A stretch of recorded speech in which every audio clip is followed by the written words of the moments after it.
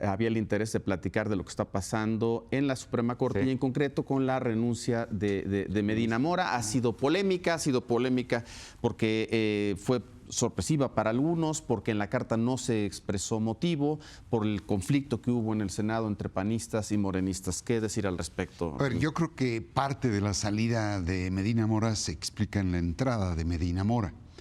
Es decir, desde en su origen estaba su destino. Este hombre incumplía no solo algunos requisitos, sino incluso algunas condiciones y preferencias que establece claramente la ley. Residencia. Pues llevaba 5 años fuera. Sí, legalmente se puede argumentar que estaba... Porque era funcionario público allá. Los embajadores tienen residencia en el correcto. país. Esa fue una interpretación. Esa es la ley, pero no está en el espíritu de la ley el hecho de que un hombre que ha estado ausente 5 años pueda llegar a impartir justicia como si se hubiera ido el día de antier. No gozaba de buena reputación en su paso por el CISEN, en su paso por la Secretaría de Seguridad, en su paso por la propia Procuraduría. Y 3, sus resoluciones fueron muy polémicas, todavía le dio oxígeno a Jaime Rodríguez el Bronco como la última resolución que él proyectó. Ahora, hay quien dice también que más allá de las razones de la salida, la Corte de alguna manera queda debilitada después de esto, o potencialmente, y que eso dependerá mucho de quién quede en su lugar, ¿no? Bueno, yo creo que el fondo de lo que tú dices en este asunto es que nunca supimos las causas graves por las que renunció Medina Mora. Aquí la teoría política lo que dice es que el poder más frágil es el Poder Judicial frente al Poder Legislativo y al Poder Ejecutivo.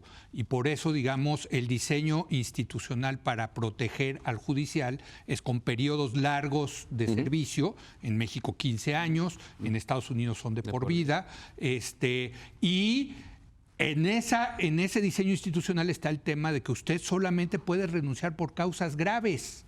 Bueno, se va Medina Mora y nunca dice en su carta cuáles son las causas graves. El presidente le acepta la renuncia y nunca se dice cuáles son las causas graves. El Senado acepta la renuncia y no se dice cuáles son las causas graves. A mí me parece que en eso abre la especulación, Leopoldo, a por qué se fue Medina Mora, si lo presionó el gobierno para que se fuera, y en ese sentido sí estaríamos frente a una posible pérdida de independencia de la Corte. Depende quién lo pues también en esa hipótesis, quién lo sustituya, ¿no? Depende pero también, pero importa. si vamos, sí, claro que importa, y si vamos a hablar de pecados de origen, ¿no? Pues ya llegó una ministra con otro pecado de origen que lo puso este presidente, que es Yasmín Esquivel, que pues también no sé si tenía las credenciales para hacer. Sí, las tenía, claro. Probablemente, No, es que... pero cuando uno habla de pecados de origen, yo digo, híjole. No. A ver, Denise. Pero es que el proceso sí importa. Desde luego, antes de entrar al tema que tú dices de quién va y la terna y demás, efectivamente nunca debió haber llegado Medina Mora. Nunca debió haber llegado. El presidente impone a un amigo, Enrique Peña Nieto, puso a un amigo suyo en la Suprema Corte de Justicia, lo cual es un acto horrible hacia las instituciones de este país, increíble que haya ocurrido, pero por eso también la salida tuvo que haberse hecho de otra manera. Si el señor decide renunciar a 15 años a uno de los puestos más importantes en el país con un sueldo extraordinario, es un honor estar en la Suprema Corte de Justicia. Si tú te vas a ir de ahí, no te puedes ir callado. Porque irte callado es hacernos un flaco servicio, es una venganza al país. Tú tienes que salir de ahí y decir, señores, por razones personales de gravísima altura, porque me siguen un juicio, tienes que dar las razones. Total. Es increíble que el presidente no se lo haya exigido, es increíble que el Senado ayer haya votado 111 a favor por aceptarle la renuncia sin exigirle. Decía Monreal, ni modo que le vayamos a mandar la policía. No se trata de eso, se trata como poder de hacerte respetar. No que por interpósita persona le mandé preguntar y me dijo, no, es que la institución importa. Y efectivamente, de veras va a dejar, ahora no solamente entró sin haber tenido que entrar, sino que se va de una manera que deja una posibilidad de especular sobre lo presionó el gobierno. ¿Pero por qué sin haber tenido que entrar? ¿Porque tenía una relación con el presidente? Porque o sea, tienen que... No cumplía ni ni siquiera con las características mínimas de conocimiento jurídico para estar en la Suprema Corte. Es un abogado. Bueno, pues entonces cualquier abogado puede entrar, pero lo decían todos los especialistas. Peña se Leopoldo. burló de este país con sus 3 nombramientos de ministros de la Suprema Corte. Un embajador, un procurador fiscal y el jefe del SAT. ¿Qué nivel estamos hablando? Y no había sido así, En tribunales. O sea, este problema de origen sí tenía que haber sido resuelto. Yo también estoy profundamente indignado porque él constitucionalmente tendría que haber explicado para no meter esta duda. Que no lo diga. Y esto no puede ser que no exista un recurso legal que no obliguen al señor Medina Mora a decir, a ver, usted venga aquí y usted tiene que decir cuáles son sus razones graves. Lo dice la Constitución. Tiene usted que obedecer la Constitución. Va, René. En sentido real y figurado, me parece que Enrique Peña Nieto colocó a un embajador, su embajador, en la Suprema. Y no lo digo en sentido figurado, él tenía una embajada y tenía un pliego de instrucciones que creo que cumplió y creo que deshonró el cargo. Ahora, por ley no está obligado a exponer cuáles son las causas graves. No, sí está obligado. No, está obligado. No está obligado. Lo dice la Constitución. Dice la Constitución que por causas graves, pero dice que las tiene que exponer. No que las tengas. Lo dice Diego Valadez, puede haber causas graves. ¿Implícitas o explícitas? Bueno. Pero, a ver, ahora, nada más termino rapidísimamente. Si hay presión o no del gobierno, quien deshonró la toga y el birrete fue el ministro, para empezar. Ahora, vamos a ver si esto cambia o no sobre la base de si hay impunidad sobre lo que se dice que son las causas graves, y 2, en el nombramiento de quien sea en principio la próxima ministra. Sergio. Bueno, yo en su momento cuestioné la designación, el nombramiento de Medina Mora, y lo que dije en ese momento en mis columnas periodísticas es porque iba a tener que estar dando explicaciones cada vez que tomara una decisión. A mí, yo no sé si deshonró o no deshonró, no le di tanto seguimiento a sus decisiones, y yo creo que sus decisiones fueron pues razonablemente jurídicas. No voy por ahí. Por cierto, todas decisiones que son colectivas al final de cuentas. Son 11 ministros. Él tomó decisiones en contra incluso de la Corte. A ver. Bueno, podríamos meternos a eso. A mí, mi problema es, no me gusta la forma en que está saliendo. Yo creo que esto sí abre la posibilidad de que haya recibido una presión del gobierno.